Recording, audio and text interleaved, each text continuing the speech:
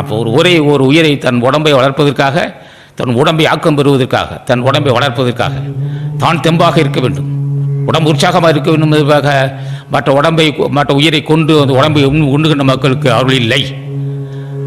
அந்த அருள் என்ன செய்யும்? வறுமையை தரும், நோயை தரும், பல்வேறு பிரச்சனைகள் உண்டாக்கும். ஆகவே அதை நிறுத்தி விடுவது நல்லது என்கிறான் வள்ளுவன். சொல்கிறான், நான் சொல்லவில்லை. எங்கே நம்ம ஆளும் அருள்? எப்படி உனக்கு அருளாட்சி கிடைக்கும்? எப்படி உனக்கு அருள் கிடைக்குன்னா?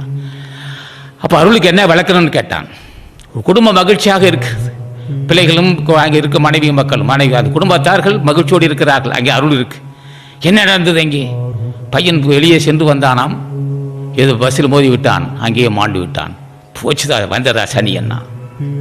அங்கே கைகால் முறிந்து விட்டது, வந்தது சனியன். அருள் எங்கே இருக்கு? அருள் எப்படி இருக்க முடியும்? அருள் இருந்தால் வருமோ இப்படி? என்னாச்சு அந்த குடும்பத்தில்? ஒருவருக்கு புற்றுநோய் வந்து விட்டது. கொடுமை கொடுமை கொடுமை கொடுமையே அல்லல் படுகிறது. ஆக அந்த குடும்பத்தில் அருள் இருக்கு என்றால் நோய் இல்லாத வாழ்வு அமைந்திருக்குது என்று பொருள். அதான் தன் ஊன் பெருக்கருக்கு தான் பிரிது நுண்பான் எங்க நம்மாலும் வரலாம்.